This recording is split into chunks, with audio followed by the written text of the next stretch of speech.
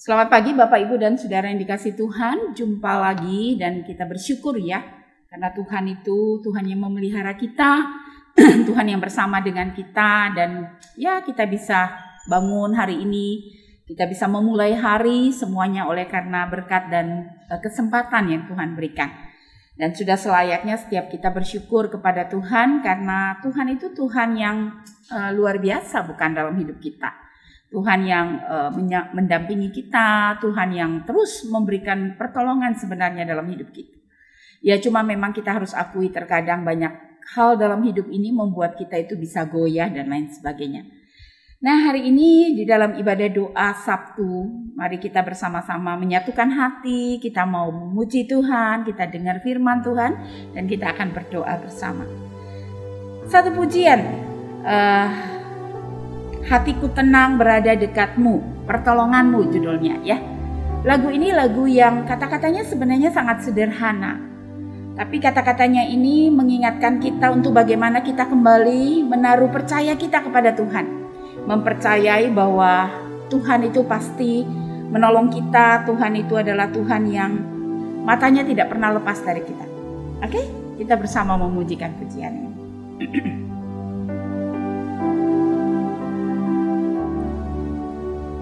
Hatiku tenang berada dekatmu, Kaulah jawaban hidupku. Hatiku tenang berada dekatmu, Kau yang pelihara hidupku.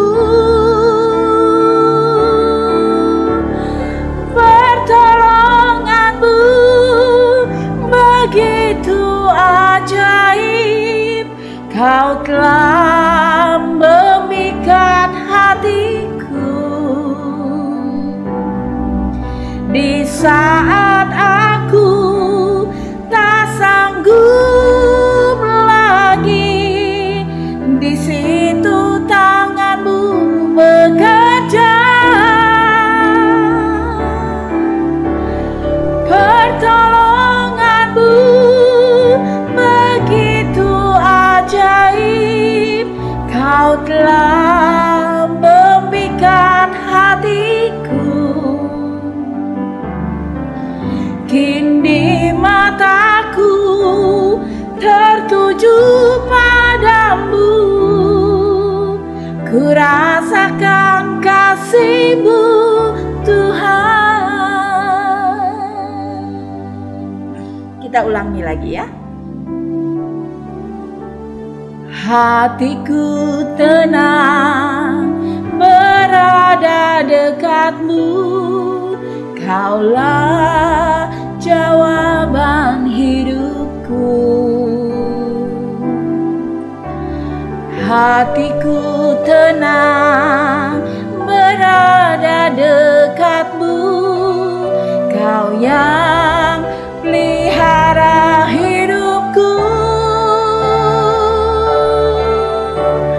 Pertolonganmu begitu ajaib. Kau telah memikat hatiku di saat aku tak sanggup lagi. Di situ tanganmu bekerja, pertolonganmu begitu ajaib. Kau telah memikat hatiku. Kini matamu tertuju padaku, ku rasakan kasih-Mu Tuhan. Kini matamu tertuju padaku, ku rasakan kasih-Mu Tuhan.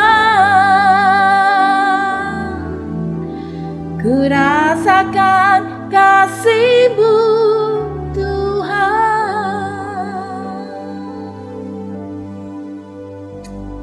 Mari kita berdoa. Bapa di surga, kami berterima kasih untuk sebuah kesempatan yang Engkau berikan dalam hidup kami. Kami boleh terus diingatkan dalam hidup ini untuk terus datang kepada Tuhan. Karena sesungguhnya Engkau Allah mengasihi kami. Engkau Allah adalah Allah yang hidup. Engkau Allah adalah Allah yang maha kuasa. Engkau Allah adalah Allah yang memelihara. Dan Engkau Allah adalah Allah yang sanggup untuk menolong kami ketika kami di dalam segala kesesakan, ketika kami di dalam segala keadaan yang terkadang membuat kami merasa putus asa ya Tuhan. Kami bersyukur karena Tuhan selalu ada dan mengingatkan kami. Hari ini juga ada semuanya adalah karena berkat, kasih, pemeliharaan, dan penyertaan Tuhan. Biarlah kami juga merasakan betapa baiknya Engkau Tuhan, sehingga ketika kami bersama merenungkan firman ini, kami boleh kembali diberkati, kami kembali dikuatkan, dan kami menjadi anak-anak Tuhan yang kembali bergerak seperti yang Engkau kehendaki, mengikuti kegerakan-Mu ya Tuhan. Terima kasih, berkati waktu kami, dalam nama-Mu Yesus kami berdoa. Amin. Oke, Bapak, Ibu, dan Saudara yang dikasihi Tuhan, tema hari ini adalah overthinking atau berpikir secara berlebihan ya. Nah, saya mengambil kisah ini dari 2 Samuel pasal yang ke-10. Ketika saya membaca firman ini, yang saya pikir tentang overthinking gitu ya. Lalu saya pikir satu waktu kalau Tuhan izinkan saya ada jadwal di hari hari Sabtu, doa Sabtu, saya pengen membahas tentang hal ini. Firman Tuhan dari 2 Samuel pasal yang ke-10 ayat 1 sampai 19. Panjang ya. Ya, Bapak Ibu boleh mendengar, saya membaca buat kita semua. Daud berperang melawan Bani Amon dan orang Aram. Sesudah itu matilah Raja Bani Amon dan Hanum anaknya menjadi raja menggantikan dia. Lalu berkatalah Daud, aku akan menunjukkan persahabatan kepada Hanum bin Nahas. Nahas itu papanya yang adalah sahabatnya Daud ya. Sama seperti ayahnya telah menunjukkan persahabatannya kepadaku. Sebab itu Daud menyuruh menyampaikan pesan turut berduka cita kepadanya dengan perantaraan pegawai-pegawainya karena kematian ayahnya. Tetapi ketika pegawai-pegawai Daud sampai ke negeri Bani Amon itu, berkatalah pemuka-pemuka Bani Amon itu kepada Hanum tuan mereka, apakah menurut tanggapanmu Daud hendak menghormati ayahmu karena ia telah mengutus kepadamu orang-orang yang menyampaikan pesan turut berduka cita? Bukankah dengan maksud untuk menyelidiki kota ini, untuk mengintainya dan menghancurkannya? Maka Daud mengutus pegawai-pegawainya itu kepadamu. Lalu Hanun menyuruh menangkap pegawai-pegawai Daud itu. Disuruhnyalah mencukur setengah dari janggut mereka, setengah ya, kebayang ya, dan memotong pakaian mereka pada bagian tengah sampai pantat dibilangnya, kemudian dilepaskannya mereka. Hal itu diberitahukan kepada Daud, lalu disuruhnya orang menemui mereka sebab orang-orang itu sangat dipermalukan. Raja berkata, tinggallah di Yeriko sampai janggutmu itu tumbuh, kemudian datanglah kembali. Setelah dilihat Bani Amon bahwa mereka dibenci Daud, maka Bani Amon itu menyuruh orang menyewa ya, orang Aram Bet-Rehob dan orang Aram dari Soba 20.000 orang pasukan berjalan kaki, dari raja negeri Makkah 1.000 orang, dan dari orang-orang Top 12.000 orang. Ketika Daud mendengar hal itu, disuruhnyalah Yoab maju dengan segenap pasukan pahlawan. Lalu Bani Amon maju, diaturnya barisan perangnya di depan pintu gerbang, sedang orang Aram dari Soba dan dari Rehab dan orang-orang Top dan Makkah ada tersendiri di padang. Ketika Yoab melihat bahwa serangan itu mengancam dia dari depan dan dari belakang, maka dipilihnya sebagian dari orang pilihan Israel, lalu ia mengatur barisan mereka berhadapan dengan orang Aram itu. Selebihnya dari rakyat itu ditempatkannya di bawah pimpinan Abisai adiknya, yang mengatur barisan mereka berhadapan dengan Bani Amon ya. Lalu berkatalah Yoab, jika orang Aram itu lebih kuat daripadaku, maka haruslah engkau menolong aku. Tetapi jika Bani Amon itu lebih kuat daripadamu, maka aku akan datang menolong engkau. Jadi ayat 12, 13, 14 ini merupakan strategi yang coba diatur oleh Yoab, ya. Nah saudara, ketiga orang Aram, saya langsung baca ayatnya yang ke-15 ya. Ketiga orang Aram melihat bahwa mereka telah terpukul kalah oleh orang Israel, maka berkumpullah mereka bersama-sama. Juga Hadadezer menyuruh orang Aram yang di seberang sungai Efrat maju berperang.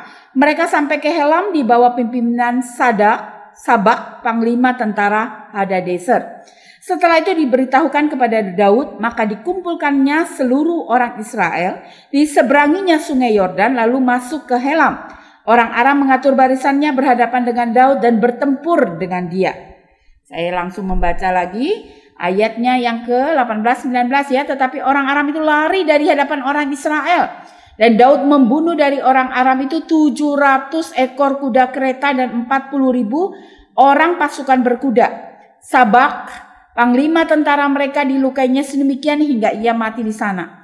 Ketika dilihat semua raja yang takluk kepada Hadadezer bahwa mereka telah terpukul kalah oleh orang Israel, maka mereka mengadakan perdamaian dengan orang Israel dan takluk kepada mereka. Sesudah itu takutlah orang Aram memberi pertolongan lagi kepada Bani Amon. Saudara, kalau menyimak cerita ini seperti membaca sebuah kisah perang gitu ya. Tentang bagaimana ada seorang raja yang bijak, katakan gitu. Yang raja ini dia itu hendak melanjutkan sebuah persahabatan dengan orang yang bagi dia adalah sahabatnya. Ketika dia mendengar sahabatnya itu meninggal, lalu dia mengutus orang-orang untuk datang untuk menyampaikan belasungkawa. Kalau zaman sekarang itu, kalau kita atau perusahaan mendengar ada customernya atau keluarga yang kemudian kita tahu itu meninggal dan sebagainya, lalu kita mengirim ikut berbelasungkawa melalui krans bunga atau melalui papan bunga duka gitu ya. Nah zaman itu belum ada, jadi dikirimlah utusan dari mana? Oh, dari Raja Daud, Raja Israel ya, yang datang untuk menyampaikan turut berduka cita gitu ya, yang datang untuk menyampaikan turut berduka cita. Nah tema hari ini adalah berbicara tentang overthinking, saudara. Nah, overthinking sebelum saya melanjutkan kepada kisah Daud. Apa itu overthinking? Ya, overthinking adalah kebiasaan memikirkan secara berlebihan seolah-olah tidak ada ujungnya, gitu ya. Atau seorang overthinking biasalah orang yang memikirkan hal-hal yang belum terjadi. Atau orang overthinking juga terkadang dia memikirkan hal-hal yang sudah terjadi, yang sebenarnya sudah selesai tapi masih terus dipikir-pikirkan. Nah, ini orang-orang yang overthinking ya. Nah, orang-orang yang overthinking ini biasanya mereka itu dipicu oleh karena mereka terlalu banyak memikirkan apa kata orang. Jadi kata orang ini, kata orang itu. Jadi mau melangkah itu enggak melangkah. Kenapa? Enggak kamu tolong dong, ayo pelayanan ini. Enggak kenapa? Lah nanti orang bilang saya gini, orang bilang kamu kok enggak pintar tapi pelayanan kamu wah gini ya. Jadi kenapa? Ayo dong lakukan ini, tolong saya bantuin. Aduh nggak bisa deh, nanti orang lihat saya, orang bilang ih kok berani-berani ya melakukan hal begitu atau apa gitu ya. Jadi overthinking itu salah satunya adalah orang yang terlalu memikirkan penyebab pemicunya itu, dia terlalu khawatir dengan apa kata orang ya. Kata orang, hidupnya terus kata orang. Jadi dia nggak pernah bisa menjadi seorang yang merdeka gitu ya. Tidak bisa menjadi seorang yang merdeka, seorang yang lepas gitu ya, yang bebas gitu. Kenapa? Karena dia selalu terikat dengan apa kata orang gitu ya. Lalu orang overthinking juga adalah orang-orang yang terkadang mereka terlalu menganalisa. Nah ini ya, mau jadi profesor rupanya gitu ya. Suka menganalisa masalah dengan over gitu ya, dengan berlebihan. Contoh yang kita bisa lihat yang terjadi dengan orang-orang yang dekat dengan siapa itu tadi, dengan Hanum ya, dengan Hanum anak dari Nahas itu Raja Amon gitu ya. Orang-orang ini adalah orang-orang yang mereka overthinking banget gitu loh. Daud itu benar-benar diceritakan bahwa Daud itu hanya datang, bukan dia yang datang, dia mengutus para pegawai-pegawainya untuk menyampaikan belasungkawa atas meninggal orang yang pernah dekat dengan dia, yaitu Nahas, Raja Amon sebelumnya ya. Tapi para asisten atau orang-orang yang dekat dengan si Hanum ini kemudian berpikir bahwa kamu jangan macam-macam loh terima pegawainya Daud loh ya.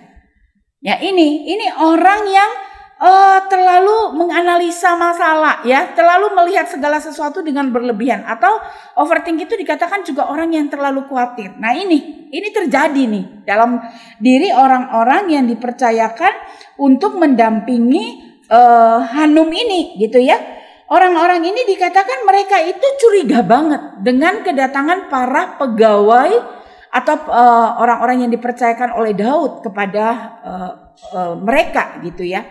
Jadi mereka bilang kamu harus hati-hati. Benar-benar Daud itu dia datang, dia mengutus pegawai-pegawainya itu, dia bukan untuk menyampaikan turut berduka cita, tapi justru dia mengutus itu untuk apa? Untuk mengintai dan pasti ada rencana menghancurkan negeri ini. Pasti orang-orang itu sebagai mata-mata. Mereka datang bukan sebagai orang yang benar-benar berbela sungkawa, gitu ya. Jadi dikatakan pemuka-pemuka Bani Amon itu berkata kepada Hanum tuan mereka, menurut kamu beneran dia datang untuk hormati ayahmu, gitu ya? Menurut kamu benar dia datang mengutus orang-orang itu untuk menyampaikan berita turut berduka cita? Yang benar aja gitu loh. Saudara, sebagai seorang yang baru diangkat menjadi raja ya, sebagai seorang yang mungkin dia tidak pernah memiliki sebuah satu keinginan untuk mengetahui relasi papanya dengan raja-raja yang lain, katakan begitu. Atau mungkin dia pernah tahu tapi dia juga tidak aware ya, tidak memperhatikan dengan baik gitu ya. Lalu tiba-tiba ada para penasehat yang kemudian memberikan nasihat-nasihat yang sepertinya itu sesuatu yang oh iya benar juga ya. Kenapa si raja ini begitu dengan gampang menerima apa yang dikatakan oleh para pemuka-pemukanya ya. Jadi bagi saya Hanum sendiri ini dia juga punya pribadi, atau dia seorang yang juga mungkin jangan-jangan overthinking gitu ya. Dia seorang yang terkadang berpikir berlebihan. Sehingga ketika para pemuka-pemukanya atau orang-orang di sekelilingnya itu memberikan sebuah katakan satu kondisi yang menurut mereka kedatangan pegawai-pegawai Daud adalah untuk kepentingan mata-mata ya, untuk menyelidiki negeri ini, untuk tahu seberapa kekuatan negeri kita dan nanti pastinya akan dihancurkan dan sebagainya. Dia terima banget, dia langsung terima ya. Dan dia memberi perintah yang sangat tidak manusiawi ya. Jadi dikatakan bahwa dia meminta mereka agar mereka dicukur jenggotnya separuh, katakan begitu ya. Langsung memberi perintah, dicukur jenggotnya separuh, lalu kemudian dikatakan pakaian mereka pun dipotong hingga menyingkap bagian tubuh yang tidak pantas terlihat. Nah ini sebuah tindakan yang menghina sekali, sebuah tindakan yang mempermalukan orang-orang Daud, bahkan sampai Daud sebagai seorang raja memberitahukan kepada orang-orang yang datang melaporkan hal itu. Daud bilang udah deh suruh mereka ke Yeriko, diem aja di situ, tunggu aja sampai janggut mereka tumbuh. Kalau pakaian kan bisa dibeli, bisa dibawa, habis selesai gitu ya. Tapi janggut ya. Nah sementara pada zaman itu janggut menandakan kearifan dan derajat seseorang. Dikatakan laki-laki itu mereka memelihara janggut dengan sengaja untuk memenuhi dagu dan rahang mereka. Juga membedakan antara mereka dan budak-budak. Yang dikatakan kalau budak-budak itu mereka tidak punya janggut gitu ya. Jadi itu sebuah penghinaan. Ya saya pernah nonton satu film yang dibintangi oleh Jackie Chan ya. Nah itu pada waktu saya lupa ya, dia menjadi seorang pengawal yang dipercaya untuk mendampingi satu orang putri kalau saya nggak salah. Lalu sebagai bentuk penghinaan daripada lawannya, itu rambutnya dipotong. Padahal kalau rambut dipotong itu sebuah penghinaan luar biasa ya. Jadi rambut yang panjang sebagai seorang pengawal kerajaan itu sesuatu yang baik gitu ya, tiba-tiba dipotong gitu ya. Jadi rasanya terhina sekali. Nah, sehingga marah dan sebagainya. Nah, ini waktu saya baca ini saya ingat kisah itu, cerita itu ya. Nah, bagaimana tidak perlakuan yang diberikan kepada pegawai-pegawainya Daud itu sudah sangat keterlaluan ya, sudah sangat keterlaluan. Overthinking yang kemudian disertai dengan sebuah tindakan. Tindakan yang melukai, tindakan yang membawa kepada ranah yang sangat berbahaya, yaitu apa? Peperangan. Bayangkan aja, Daud ngutus pegawainya itu nggak ada mikir perang, nggak ada sama sekali ya. Tapi yang terjadi justru harus tercipta sebuah peperangan ya, kondisi di mana perang itu harus terjadi. Kenapa? Ya ada penghinaan bukan saja kepada pegawai itu juga langsung kepada si Daud. Artinya mereka tidak menghargai Daud yang waktu itu adalah juga seorang raja. Padahal kisah hidup daripada Daud pada zaman itu tentunya sudah banyak didengar oleh negara-negara yang lain ya, suku-suku yang lain. Begitu banyak yang mendengar tentang kisah Daud ya. Daud yang luar biasa, Daud yang ditolong oleh Tuhan, Daud yang melakukan berbagai kebijakan, Daud yang bertindak dengan baik. Wah, pasti udah banyak sekali dengar tentang Daud. Nah, hal itu tidak menjadi aware bagi si raja, sehingga dia melakukan sebuah tindakan yang dia menyetujui. Memang itu awalnya dari para pemuka-pemukanya ya. Tapi dia menyetujui, Hanun menyetujui banget karena dia sendiri juga sudah overthinking.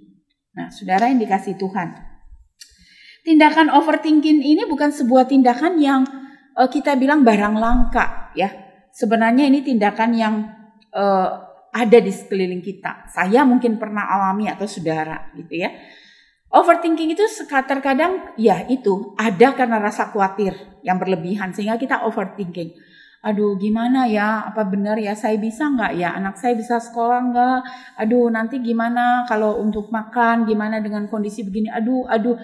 Jadi kadang ada orang yang begitu sangat pasif ya, karena apa? Karena dia overthinking, berpikir terus berlebihan. Lalu ada orang yang kemudian mengalami yang namanya stres, depresi. Kenapa?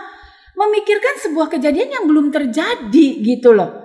Lalu apa yang terjadi? Ya dia stres. Loh, kenapa? Kok sedih banget kelihatan? Iya loh Bu, saya ini sedih sekali. Saya takut loh Bu, nanti begini. Loh, kenapa bisa takut gitu? Ya enggak, cuma rasanya kok, aduh kayaknya gimana loh gitu Bu. Jadi aduh saya rasa, bisa nggak ya saya ini ya lalui waktu-waktu ini. Apalagi saya dengar dokter bilang kayaknya sakit saya ini sakit yang enggak terlalu bisa cepat ditangani. Aduh gimana dong Bu kalau saya mati, kalau saya begini, kalau saya gitu. Ya bagi saya wajar. Seseorang memikirkan hidup matinya itu harus ada ya. Setiap kita pasti mati. Orang takut pikir mati juga salah gitu ya. Tapi kalau pikir hidupnya selalu berita tentang kematian, nanti mati, nggak berani keluar takut mati, nggak berani begini takut mati, begitu. Saya rasa dia tidak mengalami yang namanya kemerdekaan. Dia tidak akan bisa menjadi alat yang efektif yang Tuhan pakai. Kenapa? Ya dia nggak berani melakukan banyak hal gitu loh. Ya. Nah dalam kehidupan yang kita alami, yang kita jalani ya, kita juga tidak terlepas dari yang namanya overthinking ini. Overthinking yang ada dan juga bersama dalam kehidupan bermasyarakat itu ada gitu loh. Jadi ya caranya gimana? Khawatir itu bicara tentang apa? Tentang tidak percaya. Lalu kalau terlalu memikirkan orang lain, apa kata orang itu berbicara tentang apa? Berbicara tentang penilaian diri kita. Kadang-kadang ya kita terlalu menilai diri kita rendah sehingga apa kata orang itu lebih penting daripada apa kata Tuhan tentang diri kita. Ya, ulang-ulang saya rasa hamba Tuhan selalu bilang hidup iman kita itu bersinergi ya. Jadi berkesinambungan satu dengan yang lain. Begitu kita mengenal diri kita dengan benar, maka kita juga akan menilai perkataan orang itu tidak dengan sembarangan gitu loh. Jadi ketika orang berbicara tentang kita nggak telan mentah-mentah. Kenapa? Kita tahu diri kita di hadapan Tuhan kok. Ya. Jadi kalau tadi saya juga katakan overthinking itu kadang-kadang orang yang suka menganalisa masalah berlebihan. Nah ini, ketika Tuhan menyajikan satu piring nasi, maka kita bersyukur untuk satu piring nasi itu. Kita nggak usah pikir lagi besok lusa. Besok ada kesusahan sehari, firman Tuhan yang bilang begitu bukan? Artinya kita berjalan step by step bersama dengan Tuhan. Karena kalau terus kita menganalisa masalah ada sepiring nasi, lalu kita pikir, aduh, ini kalau saya makan nanti besok saya nggak makan. Lalu kita cuma makan separuh. Oke lah, besok masih bisa separuh. Tapi besok kita khawatir lagi. Lalu kita pikir lagi, aduh ini kayaknya nggak bisa nih. Harus dibagi lagi. Terakhir kita makan nasi basi. Atau bahkan mungkin nggak sempat makan. Kenapa? Keburu kucing datang tanpa sengaja piring itu kemudian pecah habis, nggak dapat makan. Artinya saya mau mengajak kita melihat bahwa hidup yang saya dan saudara jalani ini harusnya menjadi kehidupan kita itu lebih membiarkan Tuhan yang berintervensi.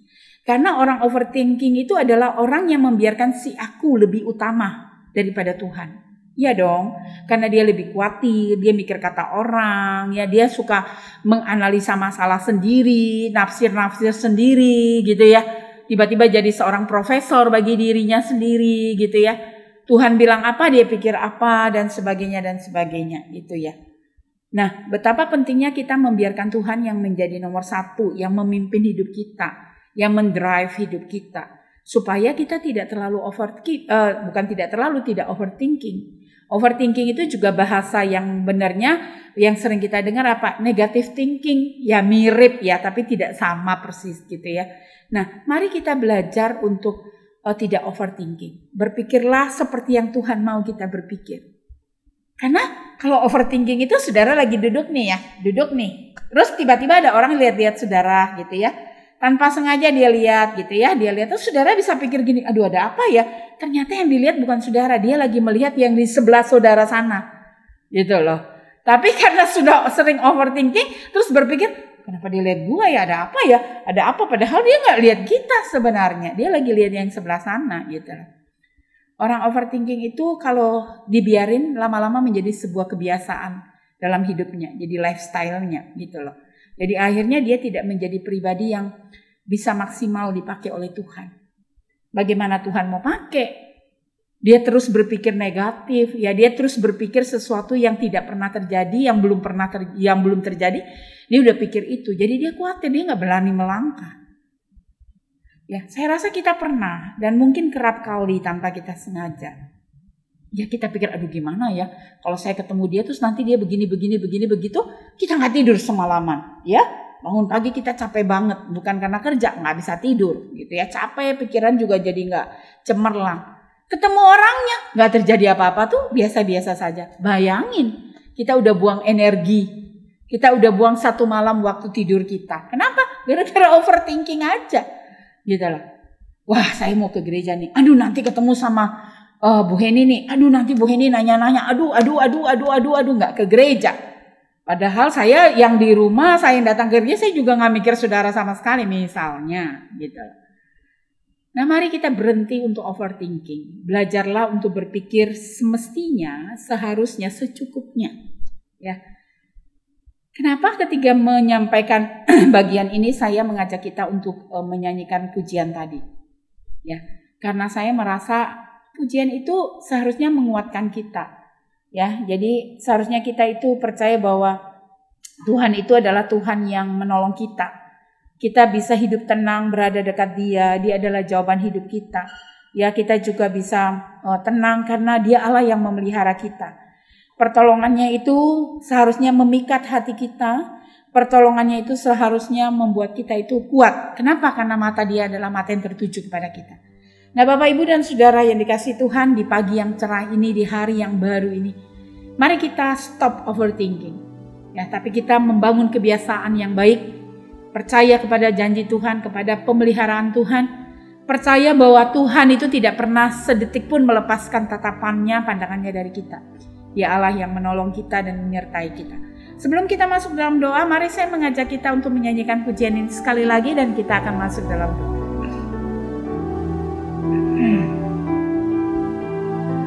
Jadikan doa ini, lagu ini menjadi doa kita ya.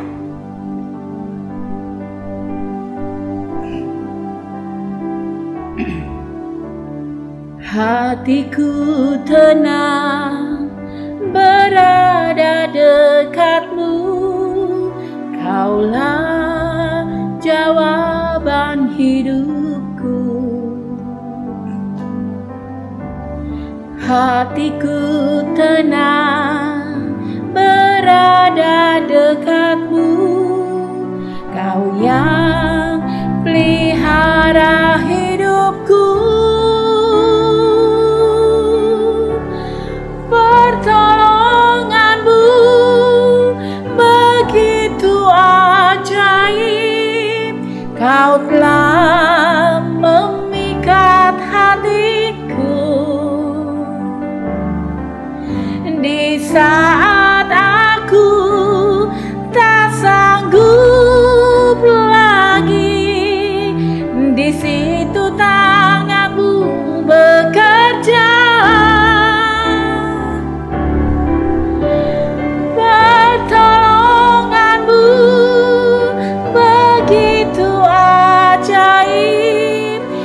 Engkau telah memikat hatiku.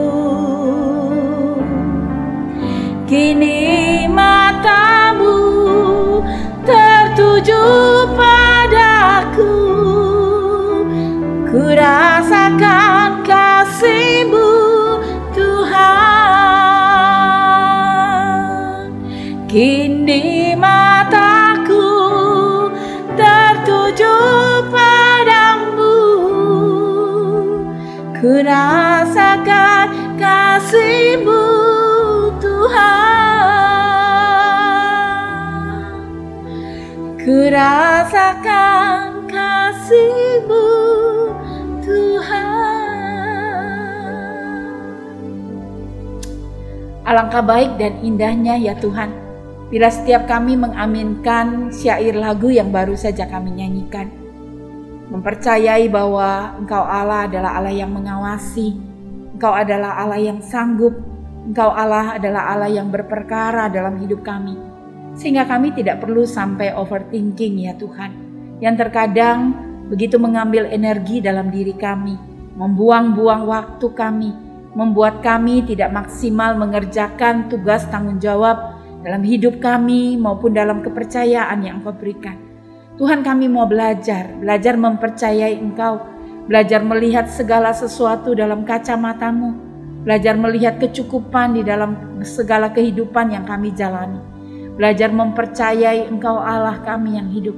Bapa, Engkau tolong kami terbatas, tapi kami mau belajar dan kami mau berubah dan diubahkan.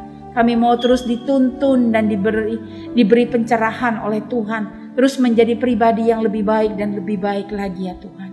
Untuk itu kami berserah hanya kepadamu. Sebentar lagi kami akan masuk dalam pokok-pokok doa kami. Mari Allah Roh Kudus, Engkau menuntun kami. Biarlah ketika kami berdoa dengan segenap hati kami, dengan segenap jiwa kami. Sehingga ketika kami berdoa kami bisa merasakan Engkau Allah yang hadir dan kami melihat bagaimana cara-Mu menjawab setiap doa-doa yang kami panjatkan bersama. Terima kasih untuk hari ini. Kami menyerahkan hari ini dan hari-hari besok. Biarlah Engkau ada di sana, Engkau juga menyertai dan menolong kami, menguatkan terus iman kami untuk meyakini bahwa Engkau Allah tidak pernah meninggalkan kami. Terima kasih Tuhan. Dalam nama-Mu Yesus kami sudah berdoa. Amin. Tuhan memberkati kita sekalian. Silakan, kita akan diberikan pokok-pokok doa. Mari kita menenangkan hati, kita menyatukan hati dan kita berdoa bersama.